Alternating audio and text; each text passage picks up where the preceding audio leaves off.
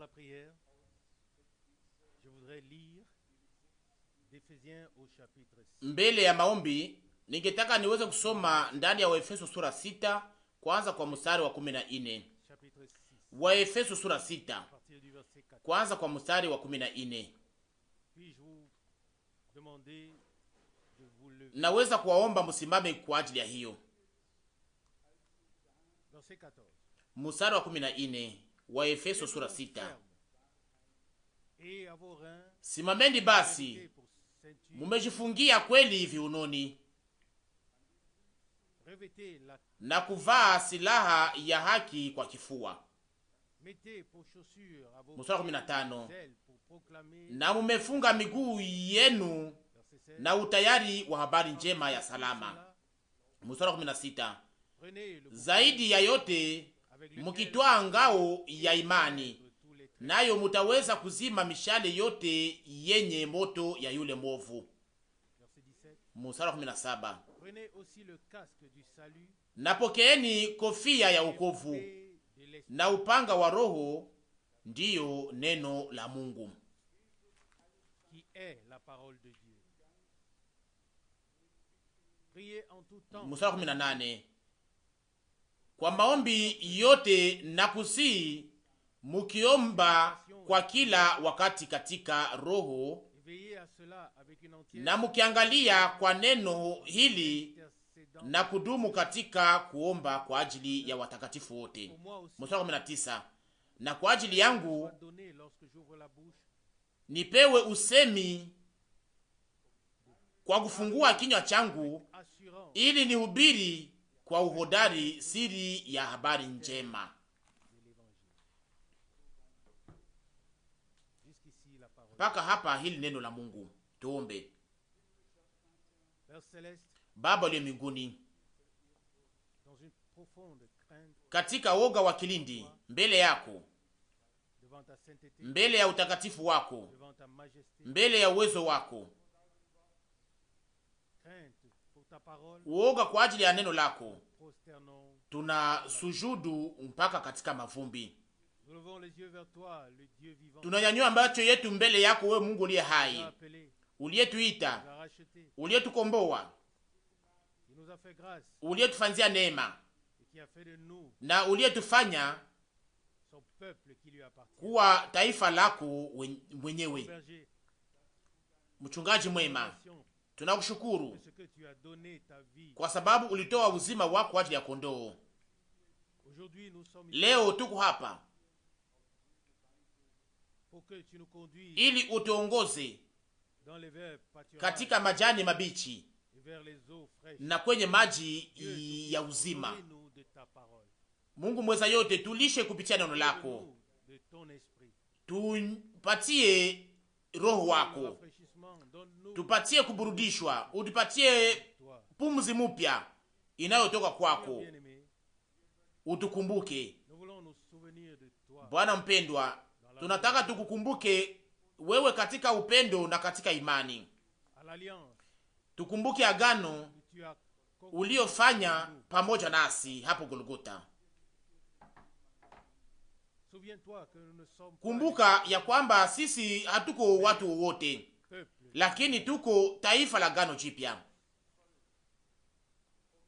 le peuple qui t'appartient, taifa lilo lako auquel tu es venu ambalo uliokujia na ukawapatia uzima wako, ukamwanga damu yako kwa ajili ya kutukomboa. Seigneur bien-aimé, Bwana mpendwa, nous te rappelons tunakukumbusha tes promesses ahadi zako que tu nous ambazo ulizotupatia tu as faites au zile ulizofanya zote kwa ujumla na kwa ajili ya siku hizi. Grand Dieu, Mungu mkubwa uliye mbinguni, ton œuvre puisse demeurer. acha kazi yako idumu kwenye moyo wako, Élève-toi sur ton trône na usimame kwenye kiti chako takatifu, na unyoshe mkono wako wa kuume ambao unaolinda ushindi milele na milele. relève-nous. Tusimamishe, Sauve, okoa wale waliopotea, libère ceux qui sont liés fungua wale wanaofungwa, et bénis-nous de la richesse. utubariki kwa wingi wa neema yako. Nous tunakuomba kwa ajili ya baraka yako, kwa ajili ya uongozi wa Roho Mtakatifu wako, na kama vile mtumishi wako Paulo alivyoomba ya kwamba apewe neno ambalo angepasha kuleta. Ninakuomba kwa moyo wote, tupatie sasa neno, andiko za kibiblia ambazo unazotaka kutupatia. Amina. Kuwe kitu fulani kwa ajili ya kila moja, kwa ajili ya wageni wote wapya, kwa wale wote watakao kuja, na kwa ajili ya watu wote. Bwana mpendwa, wewe ni Mungu mkubwa, na tuna heri ya kuweza kuwa taifa lako. Tusamehe makosa yetu yote, acha damu yako iweze kuzungumuza sasa kwa ajili yetu. O Mungu, tupatie leo makusanyiko pamoja na wewe mbele ya uso wako. Utupatie uhusiano pamoja na wewe kupitia neno lako na kupitia Roho wako. Bwana mwaminifu, tunakupatia yote na tunakuomba uwe wa rehema kwa ajili yetu na uwe pamoja nasi katika jina takatifu la Yesu. Amina. Amina. Munaweza kukaa.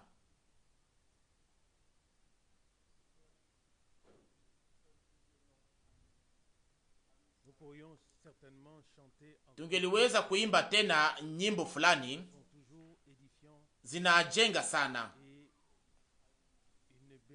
na ni baraka kwa ajili ya sisi sote.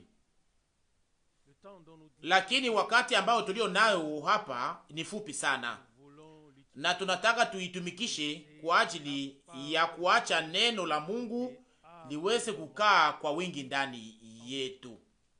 Amina. Kwa maana ni hivyo ndivyo navyoandikwa, neno la Kristo likae kwa wingi katikati yenu, sawa sawa na Wakolosai sura 3 mstari wa 16. Na kwa neema sasa tunaweza kushuhudia ya kwamba neno la Mungu kwa ajili yetu si barua iliyokufa na isiyojulikana, lakini ni ufunuo ulio hai wa Mungu kupitia Roho Mtakatifu. Amina.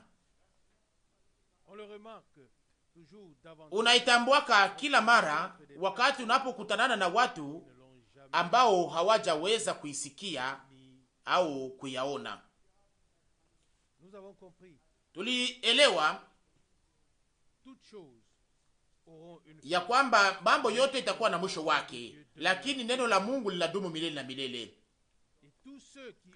Na wale wote ambao waliopokea neno la Mungu ndani yao wanadumu pamoja na neno la Mungu wa milele, kwa maana sasa nao wanageuka kuwa sehemu ya neno. Niliweza kuona tena ndugu wa Siria aliyetafsiri kitabu cha kwanza, na sasa mambo imeanza kuandikwa pia katika lugha ya Kiharabu, ndani ya lugha ya Kiharabu. Alinipatia maadrese ya Jordani, Misri. Nishaka kuwa ndani ya nchi hizo, lakini nilikuwa nikikutanana siku zote na watu ambao waliokuwa na chuki nyingi sana kwa sababu ya taifa la Israeli, na siwezi kujiunga pamoja na watu ambao wasiopenda taifa la Mungu. Kwangu mimi heshima ya maamuzi ya kiungu inabaki kuwa ndiyo kitu cha kwanza. Mungu alichagua Abrahamu, Isaka na Yakobo. Mungu alichagua taifa la Israeli, na hivyo sasa tunashukuru sana, kwa maana hatufanye mapatano kwa yale mambo au kwa maneno hayo. Hatuwezi kufanya tofauti na hiyo. Ninaweza kubaki kuwa mtu liye haki, ninaweza kufanya mambo kama vile ya diplomasi wakati napokuwa inastahili, lakini siwezi kufanya mapatano nikipingana na kweli. Haiwezekane. Kwa maana kama sisi tuliotambua kweli, tuliojua kweli, kama tuweze kuitangaza, nani ambaye anaweza kuitangaza? Ndugu Branamu siku moja aliweza kuhubiri mahubiri inayoitwa Edeni ya Shetani, na Shetani alifikia kudanganya wanadamu kwa namna ya utawa ambayo inaweza kuwa hapa duniani. Kwa kiwango hiyo inaweza kuwa inasumbua sana. Yale ambayo tuliweza kusoma siku fulani zilizopita ndani ya magazeti, ndani ya mahabari inayosema kuhusu yale iliyofanyika huko Vienne, iliweza kusumbua watu wengi, lakini yale ambayo kuweza kujulishwa na kutangazwa ni kwamba sehemu kubwa ya watu na kundi kubwa ya watu waliweza kupata sehemu katika makusanyiko hayo, waliweza kupata pia ufufio wao na waliweza kutenda kwa namna hiyo. Kunafanyika mambo mengi sana, kama vile nimekwisha kusema. Hauwezi tena kujisikia kwa namna iliyo ya usalama, na ijapokuwa tunajua ya kwamba kwa mwisho wa wakati wa siku mambo yanapaswa kuendelea kuwa mbaya, na watu wataweza kuingizwa katika hali ambayo hawezi tena kuamini, na mtu ambaye asiyekiri imani atakiri kutokuamini, atakuwa chanzo cha kuamini. Siwezi kuchelewa juu ya mambo haya, yananigusa sana, kwa maana tunajua ya kwamba wakati unafika mwisho wake, na Bwana ataweka wadui wake wote chini ya miguu yake, na wale wote wanaopingana na yeye watahayarishwa, watafanywa kuwa bure mbele yake, na kila goti litapigwa na kila ulimi utakiri kwamba Yesu Kristo ndiye Bwana.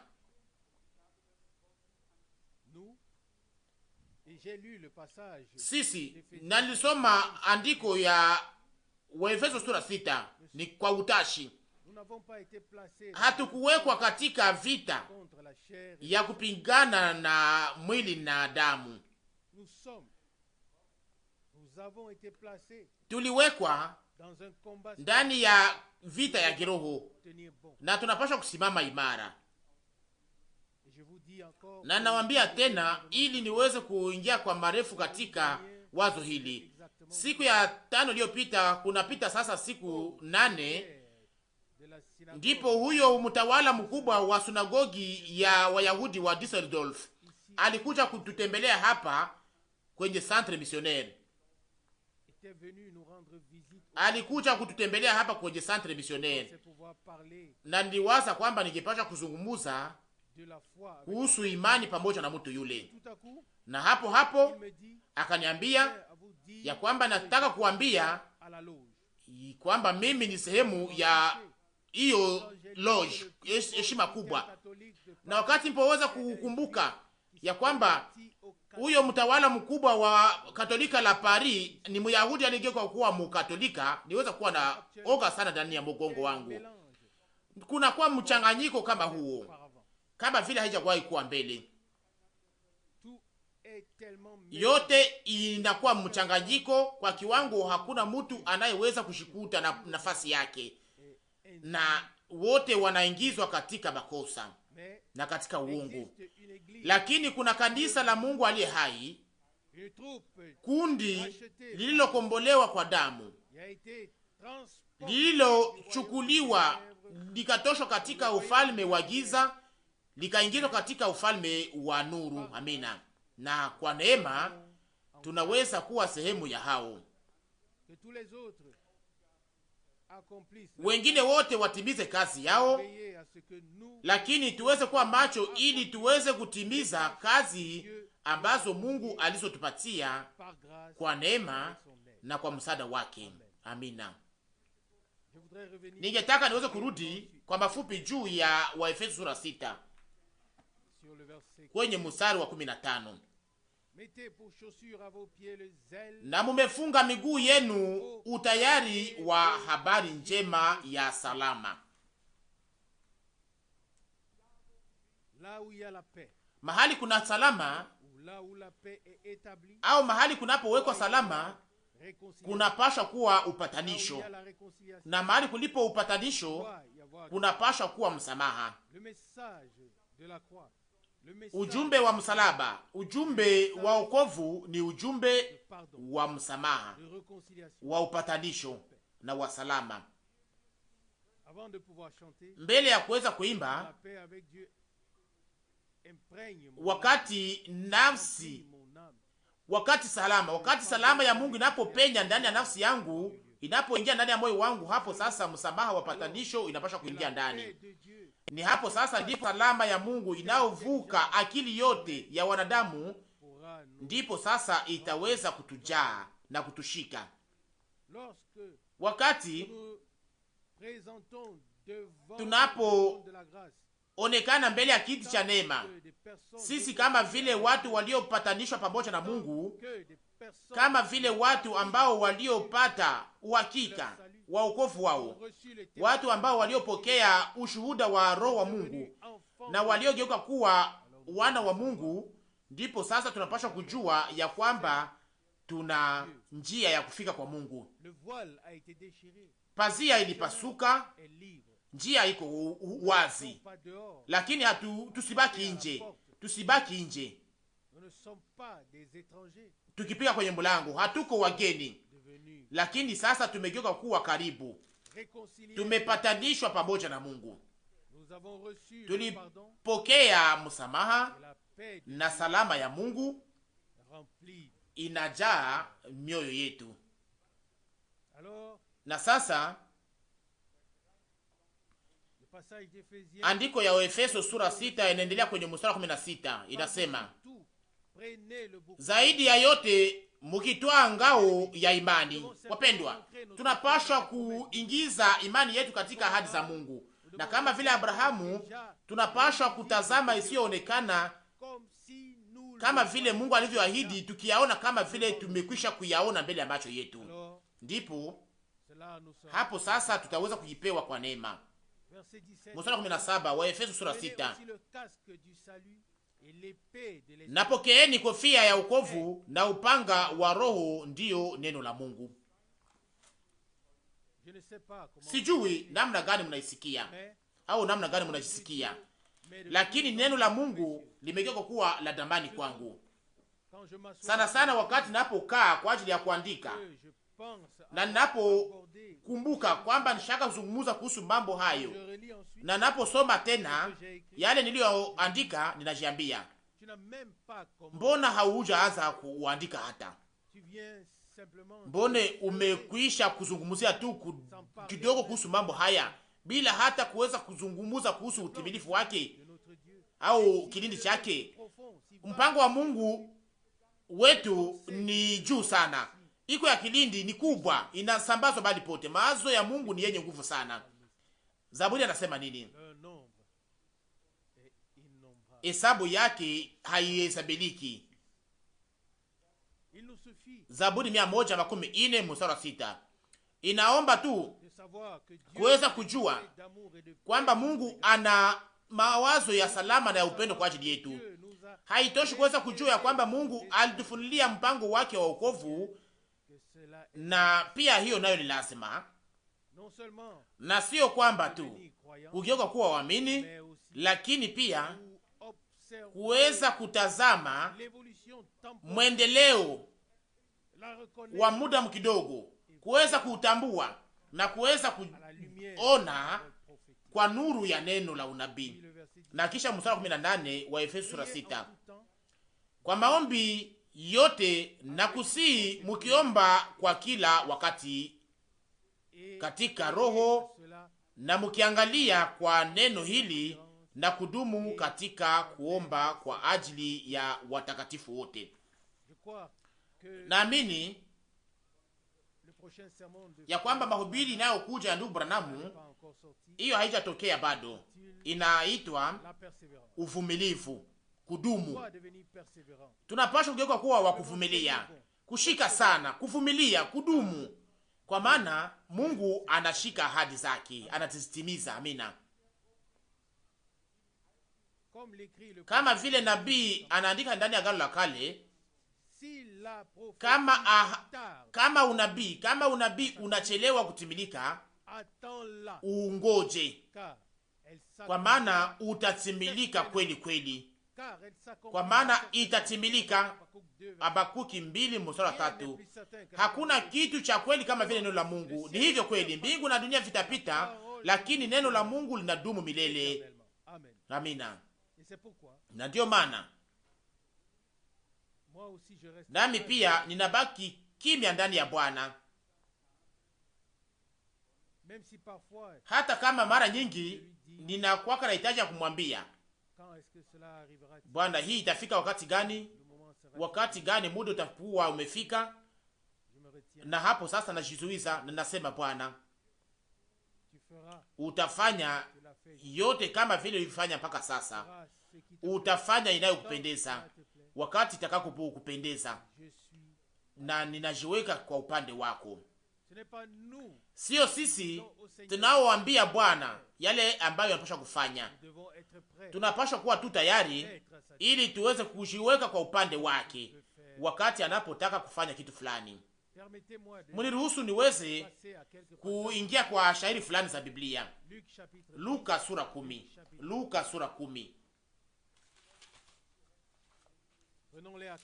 Tushike hii kwa moyo na tuweze kuiacha ituzungumzie. Luka sura 10 kwanza kwa mstari wa 18.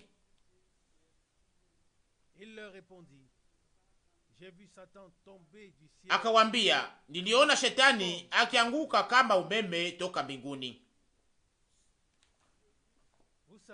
Munajua, mstari wa 19, tazameni nimewapa ninyi mamlaka ya kukanyanga nyoka na nge na uwezo wote wa yule adui, wala hapana kitu cha kuwazuru ninyi kabisa. Amina. Mstari wa 19, Luka sura 10. Ninasoma neno hili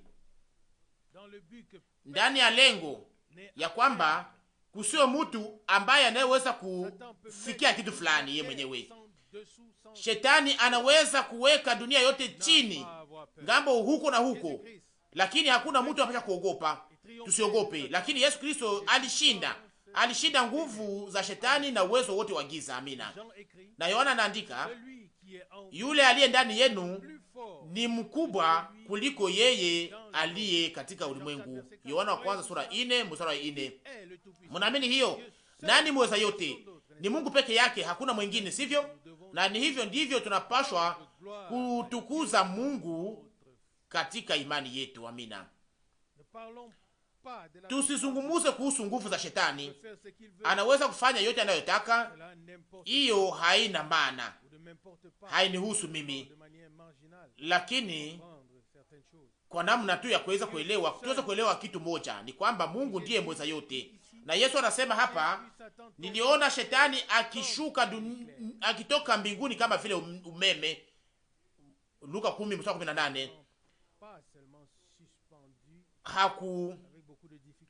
Hakuselemba tu huko juu na shida nyingi baada ya kupigana sana. Hapana, alishikwa akashushwa, na ni hivyo mpaka siku hii.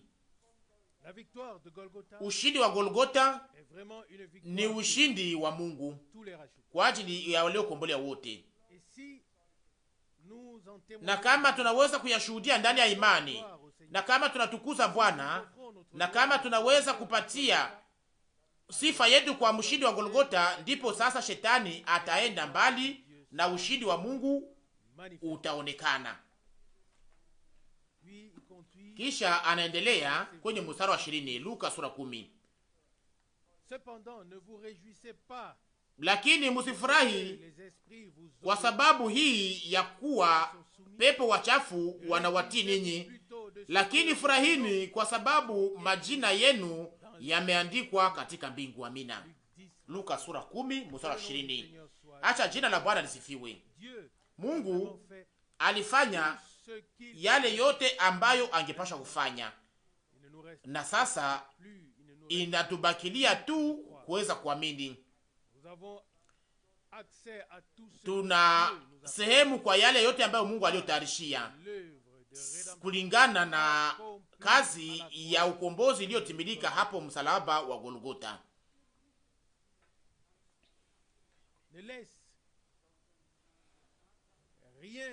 Musiache hata kitu moja kikipingana na wewe, lakini muweze kusema, Shetani, wende mbali nami, na uweze kutukuza Bwana aliyevunja kichwa cha nyoka ya zamani. Wapendwa, alama ya kuonyesha kwamba tunaweza kukombolewa na kufunguliwa kutoka nguvu za kifo na za kuzimu ya Shetani ilionekana katika ufufuko wa Yesu Kristo Bwana wetu. Amina. Kama angeliweza tu kufa, hiyo ingekuwa na maana gani?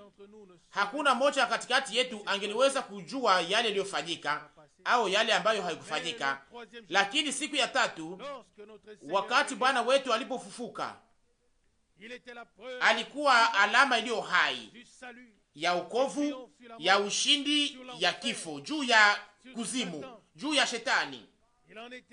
Alikuwa ndiyo alama iliyokuwa imeonekana. Haleluya! Hakuna mwingine ila yeye aliyetoa mamlaka ya kifo, akatoka pia akiwa mshindi. Na kwa sababu yale iliyomfikia ilifika kwa sababu yetu na kwa ajili yetu, tunapaswa sasa kuhesabia kitu hiyo kwa namna ya kimbingu, kwa namna ya Mungu. Tulikuwa ndani ya Kristo. Amina. Na hivyo hivyo, kama vile kwa namna ya kidunia hii, ulimwengu mzima ulikuwa katika Adamu ndani ya hali yake ya kwanza, na ilikuwa tu inabaki aweze kuzaa. Na hivyo hivyo tena kwa namna ya kiungu tulikuwa sisi sote ndani ya Kristo, na ndiyo maana inaandikwa ndani ya Efeso sura 1 neno hili la ajabu ya kwamba alituchagua ndani ya Kristo mbele ya kuwekwa misingi ya dunia. Wa Efeso sura 1 mstari wa 4 mpaka 5.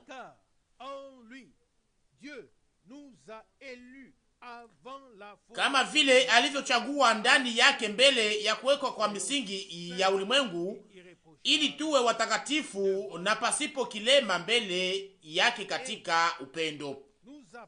Mstari 5. Kwa kuwa alitangulia kutuchagua ili tufanywe wana wake kwa njia ya Yesu Kristo, sawasawa ilivyopendeza mapenzi yake. Amina. Haleluya. Utukufu iwe kwa Mungu wetu aliye hai. Ukombozi hautafanyika kesho au leo. Ukombozi ulishakafanyika hapo Golgota. Amina. Bwana wetu alisema kwa sauti kubwa, yote imekwisha.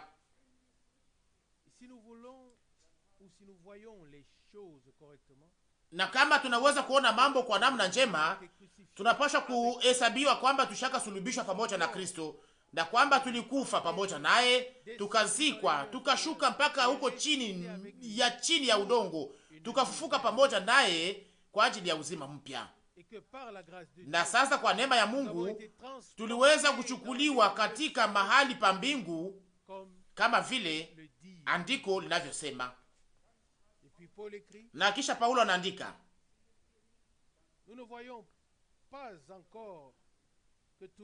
hatujaona ya kwamba yote limeweka chini ya miguu yake, lakini tunaona yule ambaye yote itawekwa chini ya miguu yake.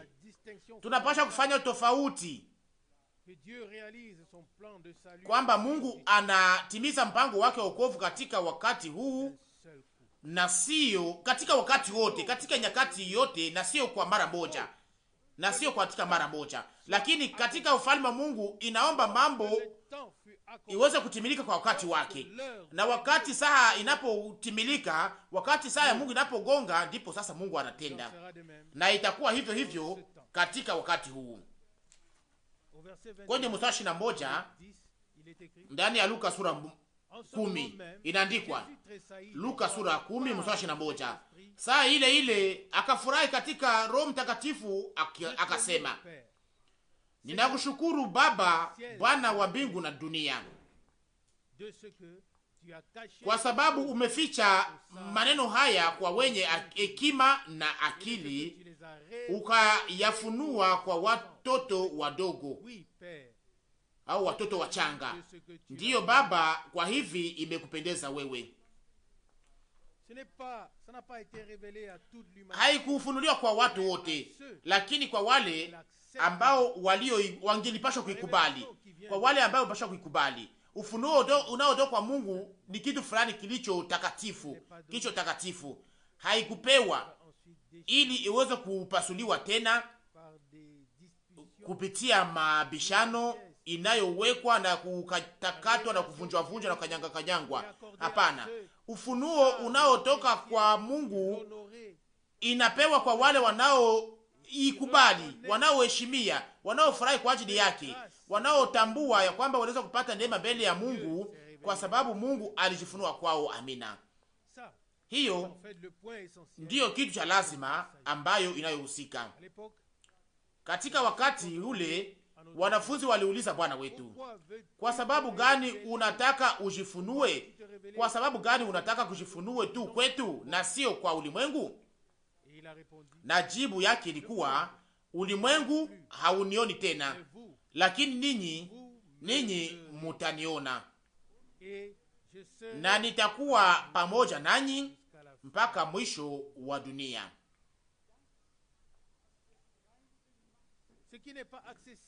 Yale ambayo isiyoonekana mbele ya watu wote, Mungu aliweka kwa ajili ya wale ambao walioruhusiwa ili waweze kuingia katika maandiko matakatifu, ndani ya mahali patakatifu, kusema mpaka mahali pake patakatifu, mbele ya uso wake, na sio kuweza kuwa tu ya kuyasikia, na sio kusimama nyuma ya pazia, lakini waweze kufika mpaka mahali patakatifu pa Mungu aliye hai. Nataka kusoma juu ya maneno haya sura 1 ya Ufunuo, kwa maana tunaishi katika wakati ambamo ndani ya kiroho napozungumuza mambo haiko ya lazima kama vile haijakuwa kama vile wakati wa Pentekoste, wakati watu wote walikuwa wakizungumza kwa lugha na kuimba kwa lugha, na iliyokuwa kama vile kitu cha lazima, kama kunaweza kusema kwa namna hii, iliyokuwa ikisahili katika wakati wa mwanzo wa karni hiyo au wa karni hii. Naweza kusema hivi kwa namna wazi, nawaza kwamba itaeleweka vizuri. Naamini injili ya ujao, naamini kuhesabiwa haki, utakaso, ubatizo wa Roho na wa moto. Lakini mtu yeyote anayechunguza maandiko matakatifu anaona ya kwamba ubatizo wa Roho ulipatia kanisa, ulipewa kwa kanisa kama vile kuvikwa kwa ajili ya nguvu ndani ya kazi.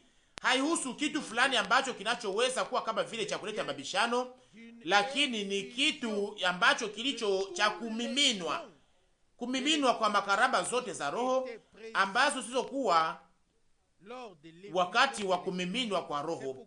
Na ndiyo maana hizo makarama 9 za Roho zinasemeka ndani ya sura 12 ya Wakorintho wa kwanza, na kuwekwa katika matendo inaonyeshwa katika Wakorintho wa kwanza sura 14.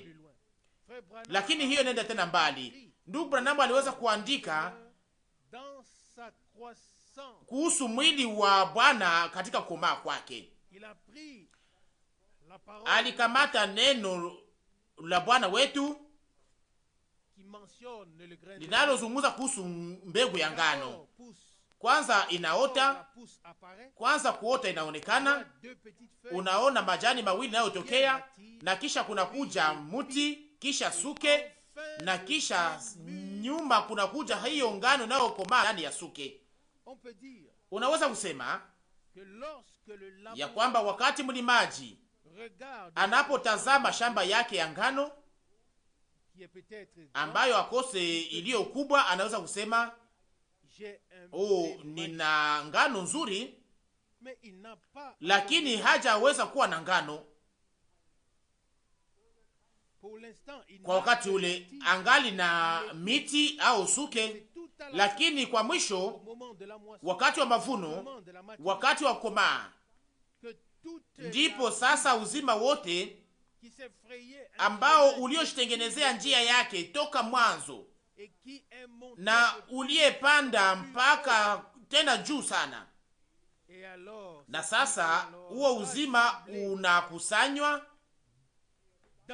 ndani ya suke inayochukua ndani mbegu ya ngano, na hiyo ngano inaingia ndani ya hiyo suke, iko na hiyo uzima moja, iko na viungo vimoja kama vile hiyo mbegu iliyopandwa. Kwa ajili ya kuijua, hakuna mtu anayehitaji kuweza kuwa mlimaji. Kwa miaka 13 ningepasha kutumika katika mashamba, nilikuwa nikijua mambo mengi sana kuhusu ulimaji. Huko juu kwa hatua ya mwisho, katika sehemu ya mwisho, unafikiaka kiwango ambayo ngano ilikuwa hiyo kiwango ambayo ngano ilikuwa ndani wakati ilipoangushwa katika udongo. Na Yesu alisema kama mbegu ya ngano inaanguka katika udongo na kama haikufi, inabaki peke yake. Kama mbegu ya ngano inaanguka ndani ya udongo, haikufi, inabaki peke yake.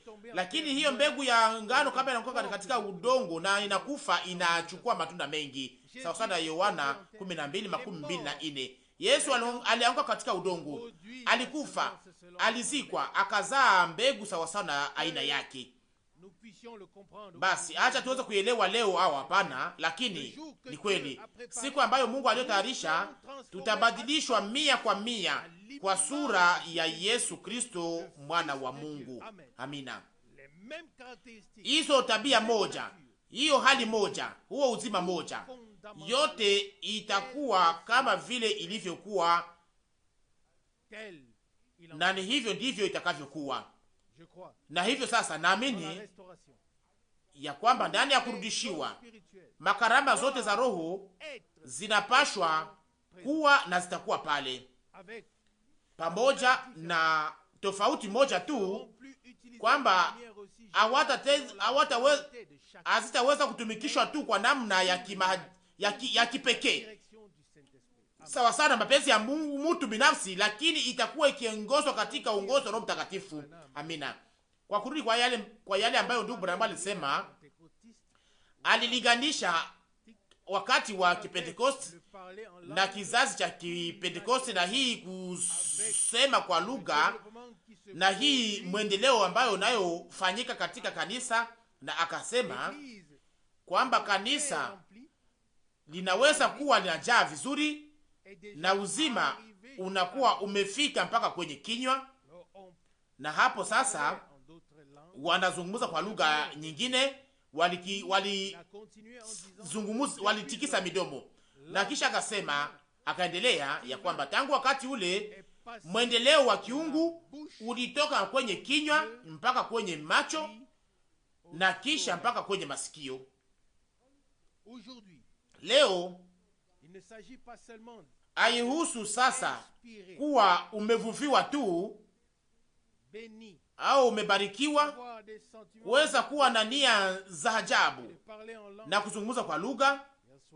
Jana jioni nilizungumza kwa lugha kwa mara ya mwisho wakati nilipopiga magoti na nilipoweza kuweka makusanyiko katika mikono ya Bwana. Lakini wakati ninapokuja katika makusanyiko ya kiungu, ninasema kama vile Paulo, ndani ya makusanyiko ninaweza kusema maneno mengi. Ndani ya makusanyiko ninapenda niweze kusema maneno mazuri kwa maneno ya akili, ili wote waweze kupata mafunzo, kuliko kusema maneno mengi katika lugha ambayo watu wengine hawaelewi, kulingana na Wakorintho wa kwanza sura 4 mstari wa 19. Nasoma katika Ufunuo sura 1 mstari wa 12. Ufunuo sura 1 mstari wa 12.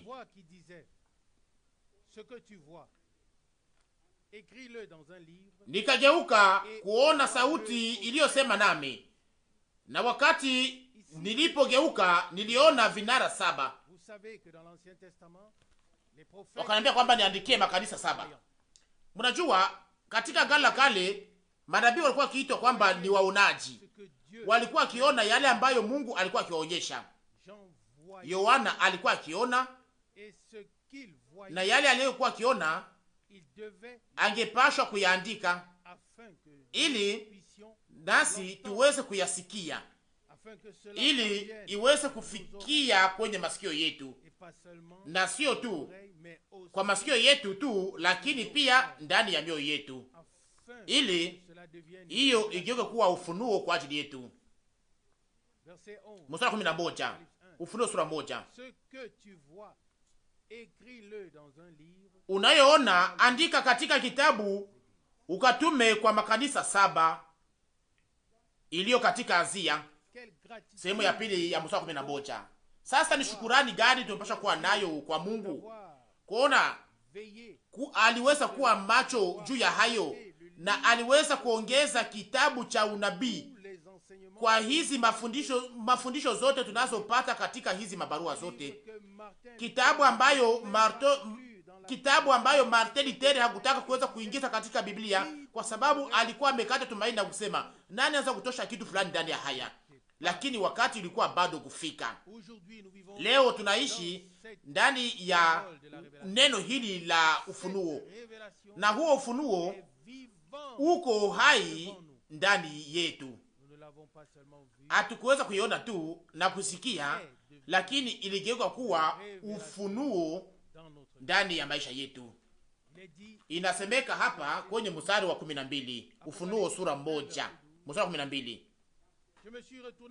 Nikageuka kuona sauti iliyosema nami, na wakati nilipogeuka niliona vinara vya taa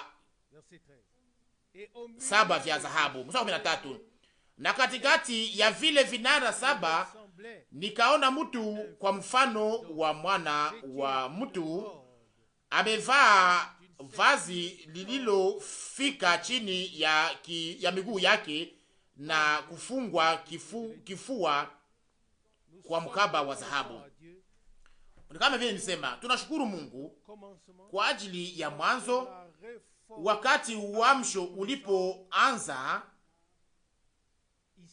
hapa ndani ya Ulaya ya katikati. Tunashukuru Mungu kwa ajili ya uamsho wote iliyofuatana, sana sana kwa ajili ya uamsho ya Kipentekosti iliyotayarisha njia ili ujumbe wa mwisho uweze kuletwa. Mnakumbuka ndani ya mwaka 1937, naamini ya kwamba nilikuwa mwaka ule wakati mara ya kwanza ndugu Branham, wakati mke wa kwanza wa ndugu Branham alipokufa katika mafuriko ya mto Oyo, wakati mto Oyo ulipovuka ukatoka katika ndini yake, njia yake, mpaka watu wengi wakakufa na maji hiyo, na mke wa ndugu Branham akakufa na msichana wake naye akakufa ndani ya hiyo mafuriko ya maji ya mto Oyo, msichana wake Sharon.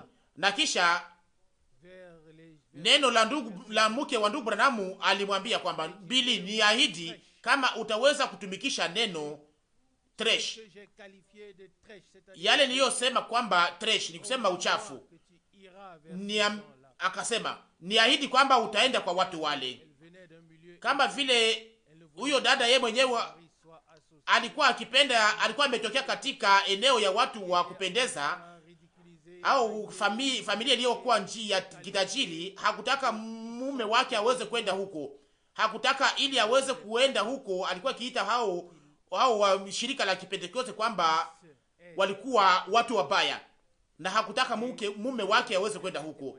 na hiyo ndio ilikuwa ushuhuda wa mwisho ambayo aliyotoa. Akasema, niruhusu uniahidi kwamba utaenda kwa wale watu ambao nilikuwa nikiita kwamba ni uchafu, ni wachafu, yale ambayo sio kuwa kitu mbele ya watu. Mungu aliwachagua. Amina. Msiwaze kwamba watu wa akili wa dunia hii wanaweza kuwa na bidii ya kuweza kuacha heshima yao na mamlaka yao na jina zao. Hapana, lakini Mungu ashukuriwe, hatukukuwa na kitu fulani cha kupoteza, tulikuwa na mengi ya kupata. Na Paulo aliweza kuielewa katika wakati ule. Alisema, yale nilikuwa nikihesabia kama vile faida kwangu, ninaihesabia sasa kama vile hasara, ubure. Na akasema mbali, haina tena mbali, akahesabia kwamba nahesabia kama vile mafi ili niweze kupata Kristo, sawa sawa na Filipi sura 3 mstari wa 8. Na tunaweza kuhesabiliwa katikati ya wale waliopata neema mbele ya Mungu. Amina. Lakini kama mtu fulani anasimamia kwa uamsho fulani, hapo sasa anasimamia pale. Wengi walisimama kwenye kuhesabiwa haki, wanafanya mambo ya akili juu ya utakatifu, kuhesabiwa haki leo bila hata kuizungumzia, bila hata kuiishi, bila hata kuihubiri, kwa maana hawezi kuyazungumzia bila kuweza kufanya mazoezi yao au mazoezi yake. Wamoja wanasimamia kwenye utakaso kama vile wanasimamia pia kama vile wengine nao wanasimamia kwenye ubatizo wa Roho Mtakatifu. Lakini tuweze kusonga mbele, tusiweze kusimamia juu ya mambo fulani, lakini tusiweze kusimamia pale, lakini tuweze kuwa watu waliofanya mazoezi ya Mungu hatua kwa hatua ndani ya utaratibu, kama vile wandugu yetu na wadada yetu walivyoyaishi katika mwanzo. Na kwa maana hiyo inamaanisha kurudishiwa kwa ujao.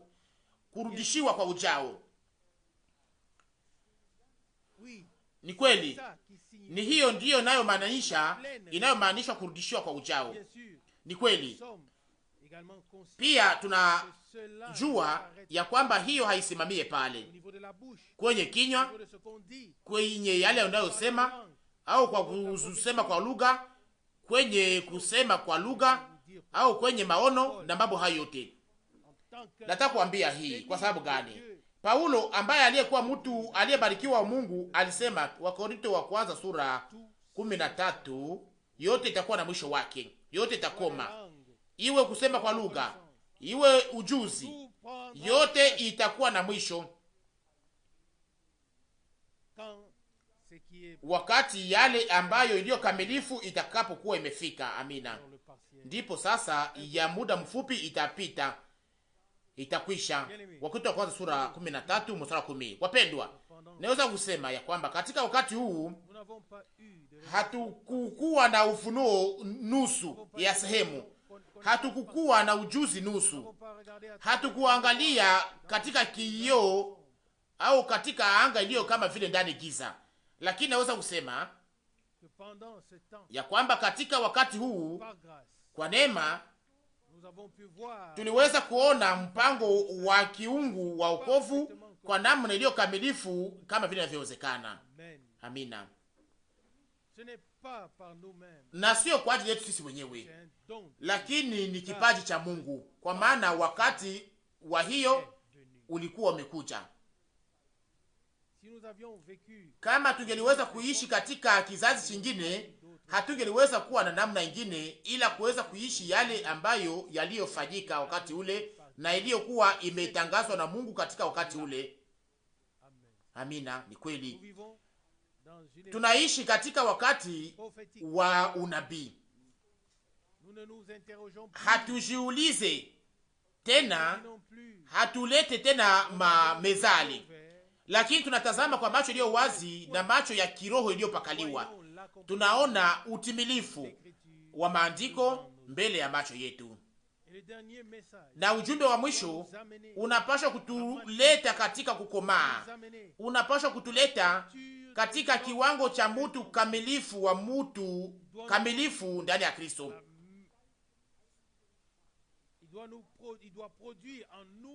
Inapaswa kutimiza ndani mwetu hizo tabia moja, hizo kazi moja, huo uzima moja ndani ya Kristo, inapaswa kufikia kukomaa ndani ya kanisa la Mungu aliye hai, na naamini kweli kwa uhakika ya kwamba hiyo itafika. Msikie, nataka kuwapatia mfano.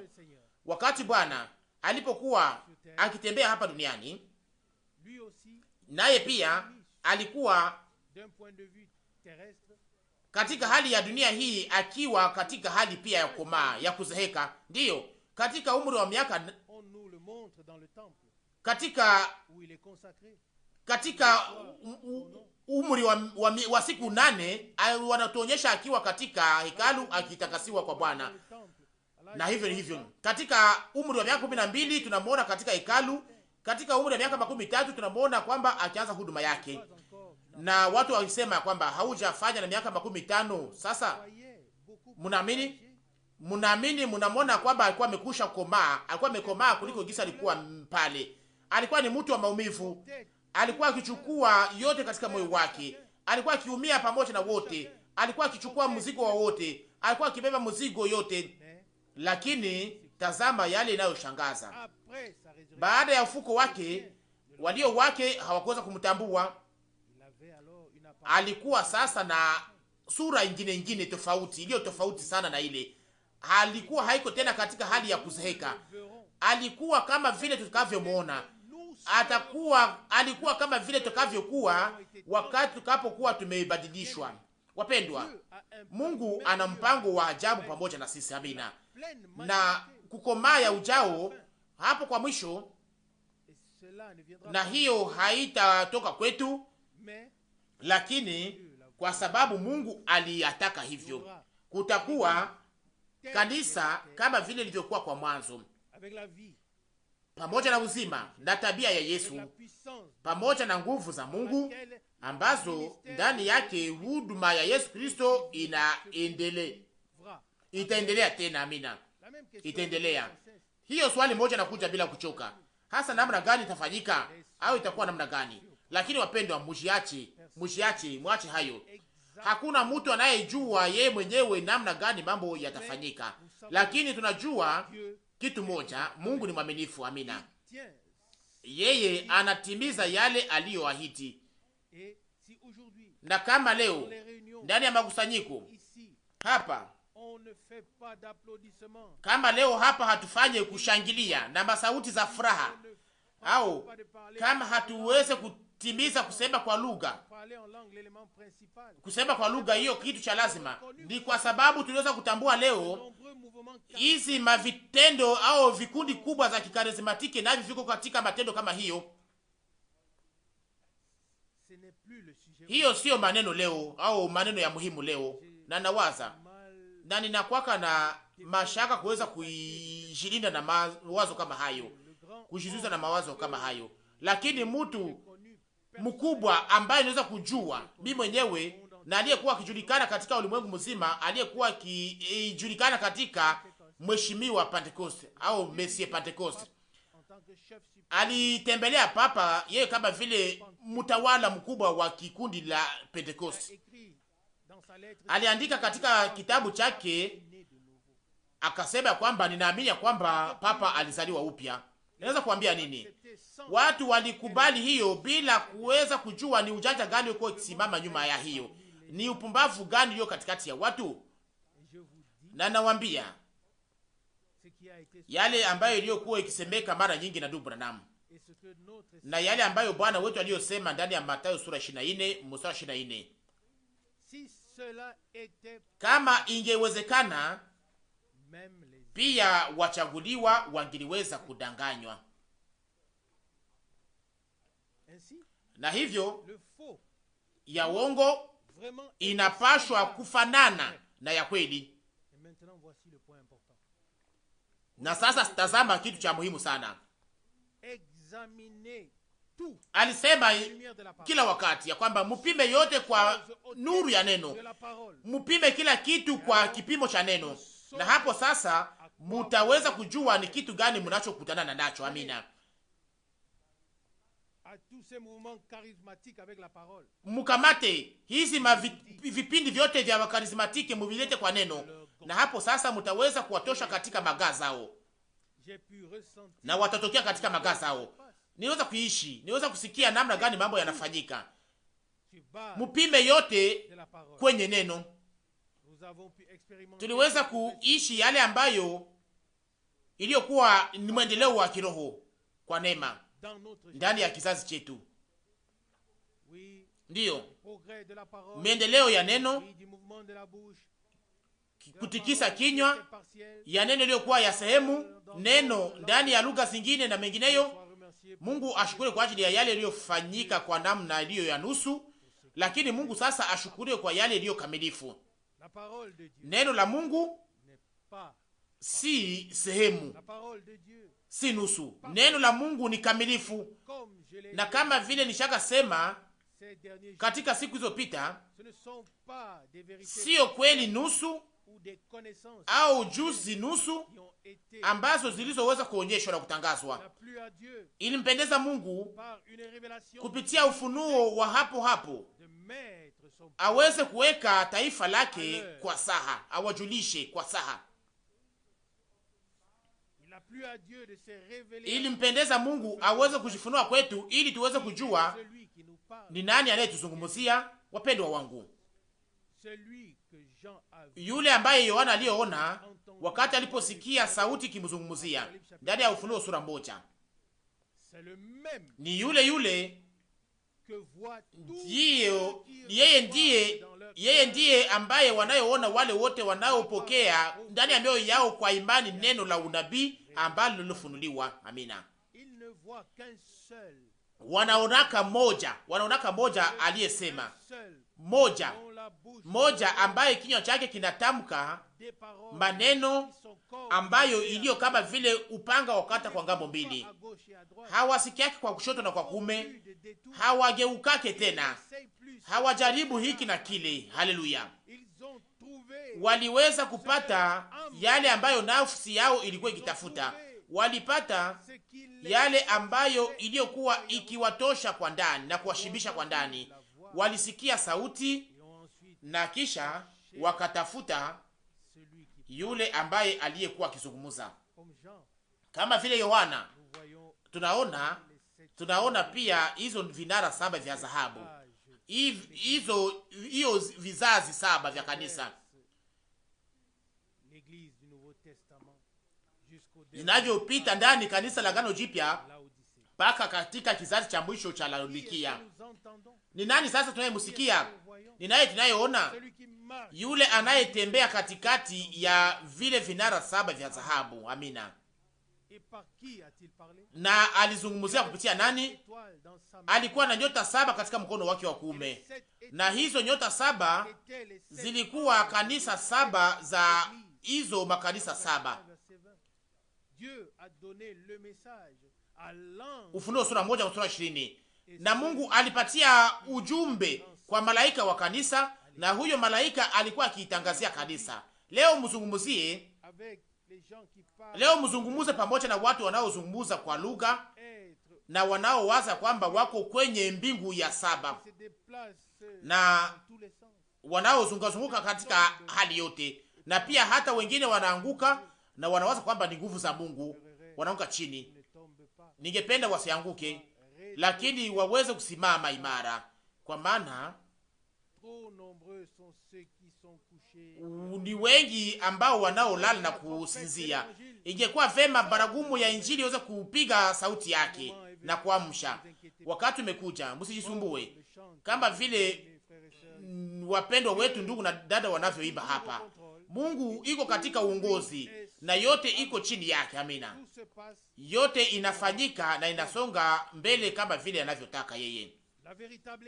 Kanisa la kweli la Yesu Kristo alizungumuze tu kwa lugha nyingi, hata kama ni kupitia Roho. Yote itakuwa tu ni kwa sehemu, kwa nusu. Ujuzi wetu ni kwa nusu, unabii zetu ni za nusu, yote ni nusu nusu. Lakini yale iliyo kamilifu itakapokuja, ndipo sasa iliyo nusu itakuwa imepita. Wapendwa, sitaki kuweza kupanga mimi mwenyewe kwa namna iliyo ya kimafundisho, lakini ninaweza kusema ya kwamba ujumbe ambao Mungu aliyotupatia ndani ya neno lake sio kupanga au kuchanga mambo yote iliyo ya kisehemu yao ya nusu, lakini ni ufunuo kamilifu wa Yesu Kristo, ufunuo kamilifu wa mapenzi na wa neno la Mungu, ufunuo kamilifu wa mambo yote ambayo iliyokuwa imebaki kifichwa mpaka sasa. Amina. Na wale wote ambao walioweza kufanya utafiti, mnaweza kusoma ndani ya habari ya kanisa, ujuzi wao ilikuwa tu ni nusu, ilikuwa kwa sehemu, nao hangeliweza kufanya kitu chochote juu ya hayo wakati ilikuwa bado kufika. Na kama vile walivyokuwa kitamani waweze kuona yale tunayoona, na walikuwa kitamani waweze kusikia yale tunayosikia, lakini wakati ulikuwa bado kufika.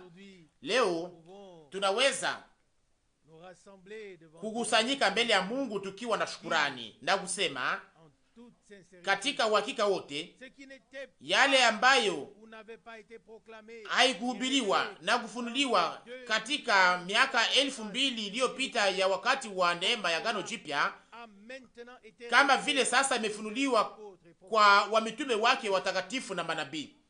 Na ni hivyo kweli, yale ambayo tulikuwa hatujue wakati fulani tunayajua sasa leo, na yale ambayo hatungeliweza kusikia mbele na kuelewa mbele katika kuona yote kwa ujumla, leo tunayasikia na tunayafahamu sasa, na kukomaa kwa kiroho. Na sio kwamba tuko wazuri au tuko wema kuliko wengine, hapana, hiyo haina maana. Hiyo ni kwa sababu tu muda ulipokuwa umetimilika. Hii ndiyo siku, hii ndiyo wakati ambayo wamitume na manabii walikuwa wakitamani waweze kuona na kuishi. Walitutangulia. Danieli angeweza kufanya nini wakati alipoambiwa weka muhuri kitabu, uiweke muhuri mpaka wakati wa mwisho, mpaka wakati wa mwisho. Danieli 12 mstari wa 4. Ndipo sasa wengi watayasoma na ujuzi utaongezeka.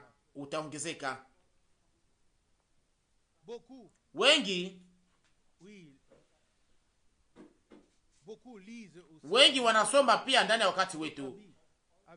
Kwa maoni yenu, ni watu wangapi wanaosoma kitabu cha mwisho cha Biblia? Lakini mniache leo niwaambie,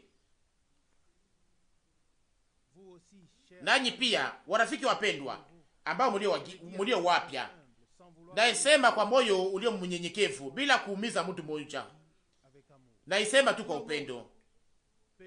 Kila mtu anaweza kusoma, kila mwalimu, kila profesa, kila mchungaji, kila mishonari, kila mtu anaweza kusoma, lakini nani anayeweza kufahamu? Anayeweza kufahamu ni wale tu ambao wanaotambua na wanaoheshimu kazi ya Mungu, wanaoheshimu maamuzi ya Mungu, wanaoheshimu huduma ambayo Mungu aliyotayarisha kwa ajili ya wakati huu, wanaopanga kwa namna ya kibiblia kitendo cha wokovu wa Mungu, na wanaotambua ya kwamba Mungu angepasha kutuma nabii kwa ajili ya kupanga yote kwa namna njema. Hii sehemu ya unabii ya habari ya wokovu. Wengine wote wataendelea kusoma na wataweza hata kuzeeka kama vile Metusalemu, na hawataweza hata kufahamu mwanzo ya mambo. Tunapaswa kwanza kuheshimu utaratibu wa kiungu.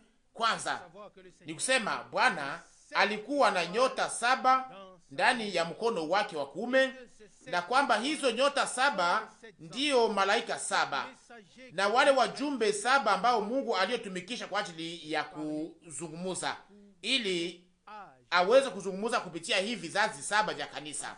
Na sio tu watu ambao wanaozungumuza kuhusu Mungu, lakini watu ambao Mungu anazungumzia kupitia wao. Amina. Nani, hiyo ndiyo tofauti kubwa ndani ya hii kizazi. Kuna wainjilisi wengi wanaozungumza kuhusu Mungu, Lakini tunaweza kusema pia kwa unyenyekevu hapa, Mungu alizungumuza kupitia ndugu Branham. Kupitia yeye alituambia waziwazi na kwa namna iliyo huru, bila hata shurti, bila hata mafumbo, bila kutumikisha mifano, sana sana mambo ambayo iliyo ya damani kwetu kama vile ufunuo. Ndiyo, juu ya mambo hayo watu wengine wanakuwa juu yake na wanaanguka. Hiyo ilinikumbusha mganga moja, mganga mzuri sana wa upatale hapa kwetu, aliyesikia yale ambayo ndugu Branham alikuwa akisema kuhusu anguko. Alikuja kwangu pamoja na ndugu fulani, akasema, ndugu Frank, ninapashwa kukuonya kwa jina la Bwana. Ule Branham ya kwamba ni mwalimu wa uongo. Ndiyo, yeye kama vile mganga mkubwa, mtu mkubwa anayejulikana vizuri, aliweza kuzungumza kuhusu ndugu Branham kwa muda mrefu. Nikamwambia, kwa nafasi yako ingekuwa vema nisihukumu, ingekuwa vema ninyamaze, ingekuwa vema niache mambo kama gisi ilivyo. Na kisha sasa akanishambulia kwamba ataniua. Akasema, kama huache hapo hapo utapigwa na Bwana hapo hapo na utakufa. Aliweza kueleza kwa marefu yale yaliyofanyika katika bustani ya Edeni kwa maneno makali, akilifanya kama vile ninatukanwa. Naweza kuambia nini baadaye? Huyo mganga mmoja aliyekuwa amepasua watu wengi, aliyekuwa ameamini na aliyekuwa akibatiza katika Yesu Kristo, naye akashikutana katika hospitali ya Düsseldorf, naye akakufa wakati wa upasuaji ambayo iliyokuwa ikifanyika juu yake. Hauna hitaji ya kuweza kuziaki Mungu. Hauna hitaji ya kuweza kugusa wa nabii wa Mungu. Inaandikwa, usiguse wapakaliwa wangu na usifanye wa nabii wangu vibaya. Inaandikwa hivyo ndani ya Zaburi 105 mstari 15. Wapendwa, sisi hatuabudu mtu, lakini tunashukuru kwa shukrani kubwa ya kwamba Mungu alituma mtu kama vile Eliya, na ambaye hakuweza kwenda kuona papa ili aweze kubusu peta yake na kuweza kusujudu mbele yake. Lakini wakati mazungumzo ingepasha kufanyika nyuma mchana kati ule, ndugu Branham aliuliza yale ambayo angepasha kufanya. Angepasha kwenda kuona papa, ilikuwa ni hitaji ya watu wafanya biashara, na akasema, sasa angepasha kufanya nini huko?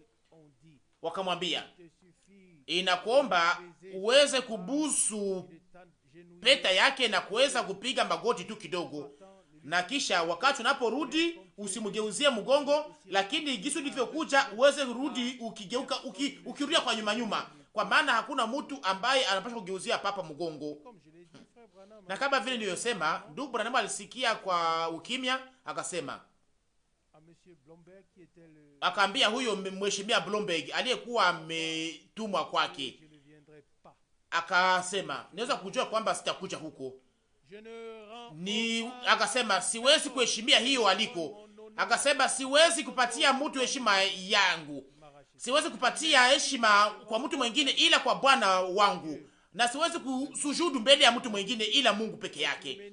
Na Mungu aliweza kumruhusu aweze kuvumilia na kuishi kwa namna hiyo. Mtu aliyekuwa na karama kubwa na ulimwengu mzima angepaswa kuwa chini ya miguu yake, lakini hakuweza kuwa hivyo, hakuweza kuitumikisha hivyo. Alitumikisha hiyo karama yake ili aweze kutusaidia kwa sababu yetu sisi ambao kwa wakati wa mwisho umekwisha kufika kwa ajili yetu. Sijifiche, haturudi Roma, tunaambia watu wote watoke ndani ya Babiloni ya kisehebu, watengane, musiguse kitu kichafu, mutoke katika hizi madesturi zote, kutoka katika hizi mafundisho zote za uongo, watoke katika hizi mashuti zote na mafundisho yote ya uongo, mutoke katika yote, mugeuze migongo yenu, mutoke kwa papa, mugeukie Yesu Bwana wenu na Mwokozi wenu, nanyi mutaona salama kwa ajili ya nafsi zenu. Amina. Hakuna njia ingine.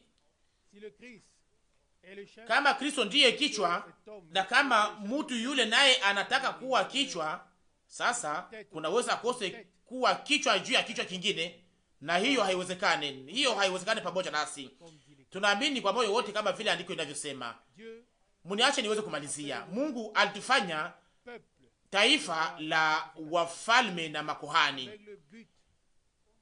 kwa lengo moja ya kuweza kutugeuza kwa sura ya Yesu Kristo mwana wa Mungu. Yeye ni mzaliwa katikati ya wandugu wengi, na wakati atakapoonekana na tutakapomwona, ndipo sasa tutakuwa kama vile alivyo. Na kwa sababu tunaishi katika wakati wa mwisho, Mungu iko juu ya yote ambayo watu walioweza kusema kwa namna iliyo kama vile ya baraka nyingi. Yote inaweza kuwa nzuri. Niweza kuishi pia mimi mwenyewe mpaka usiku. Ilikuwa ni masaa za mzuri na masaa za baraka. Siwezi hata kuyasema. Ilikuwa ni kitu fulani cha uhusiano pamoja na Mungu na kitu fulani cha ajabu, lakini wakati saa ilipofika, Mungu akanifungua macho ili niweze kuelewa ya kwamba haihusu maneno ninayosema bila kujua inamaanisha nini kweli kweli, au yale ninayosema. Mungu alinifungua macho ili niweze kuona, ndiyo, ya kwamba tumesonga mbele ndani ya mwendeleo wa kiroho. Yale tunayoona leo na yote tunayosikia leo ni Bwana katikati ya vinara 7 vya dhahabu. Tunasikia neno ambalo leo tayarisha kwa ajili ya wakati wetu, na hivyo sasa tuko kwa upande wa Mungu, tunampatia haki Mungu, na tunakuwa tayari ili tuweze kushiacha tukosolewe, tujiache tuwekwe kwenye njia ya kunyooka, ili tuweze kukubaliana na neno lake. Wengine wote watakuwa waasi, watasema oh, ndiyo, ni vizuri, ni hivyo ndivyo ilifanyika mpaka katika wakati huu, na hapo hayo haitakuwa kosa ya kweli. Unaona kitu cha kweli, mnajua iliyo ya kweli ni yale iliyowekwa katika matendo ndani ya Biblia. Hiyo ndiyo ya haki, na yote ambayo isiyowekwa katika matendo sawasawa na maandiko matakatifu, hiyo siyo ya haki. Hatuishi katika wakati ambamo watu wanazungumza ndani ya mvurugo ya ujao, lakini tunaishi katika wakati ambamo Mungu anakusanya taifa lake, ndiyo, kwa ajili ya kuzungumuza kwa namna iliyo wazi na pamoja nasi, kwa namna iliyo wazi na namna ya kukamatika kupitia neno lake takatifu, ufunuo ukamilifu wa neno. Tunatoka katika imani kamilifu inayokamata Mungu kwa neno, kama vile Abrahamu alivyofanya, mpaka kupitia hiyo imani kamilifu tuweze kufikia kuona kamilifu wa yale ambayo Mungu aliyoahidi, na haitakuwa tena nusu, itakuwa ni ufunuo kamilifu wa nguvu za Mungu. Nishaka kuisema hapa, sitaki tu kuweza kuwa niliishi au kuona watu wakipona kwa ugonjwa wa estoma au wa figo, lakini nataka niweze kuona, nikiona watu wanaweza kuwa walikuwa vipofu na kisha wanarudi wakiona. Watu wanaweza kuwa walikuwa viziwi na kisha wanarudi wakisikia. Ninataka niweze kuona mambo ambayo watu hawezi kupinga, wanaoamini au wasioamini, lakini nataka niweze kuona Bwana yeye mwenyewe alijifunua kama vile kwa mwanzo aweze kujifunua tena kwa mwisho, na ni Yesu Kristo ni yule yule leo na ni yule yule tena milele na milele. Amina. Swali moja kwa kumaliza, munashukuru? Mulitambua ya kwamba Mungu alisonga mbele pamoja na kanisa, kwamba alitutosha katika ukiwa akituingiza katika ufunuo kamilifu na kweli ya neno lake na ya mapenzi yake? Na sasa museme amina. Amina. Ni hivyo, sio majivuno, ni mpango wa wokovu wa Mungu. Kama vile ngano inavyoota, inaota tena, inapita katika hatua tofauti, na kisha wakati wa mavuno suke inaivya, inakuwa ya rangi ya njano, ngano inajaa ndani ya suke. Amina. Tunaishi katika wakati ambamo yote ambayo ndani yake, ambayo wale wote wanaoitwa kwamba mwana wa Mungu wanarudishwa katika kiwango cha mtu kamilifu wa Yesu Kristo, kupitia nguvu za ufufuko wa Yesu Kristo, kupitia nguvu za neno lilofunuliwa kamilifu, na kwa nguvu za uwezo wa Roho Mtakatifu, na kundi lote lilokombolewa litapata na kufikia katika ukamilifu kwa nguvu na ya utukufu wake. Jina la Bwana Yesu Kristo liweze kusifiwa. Amina.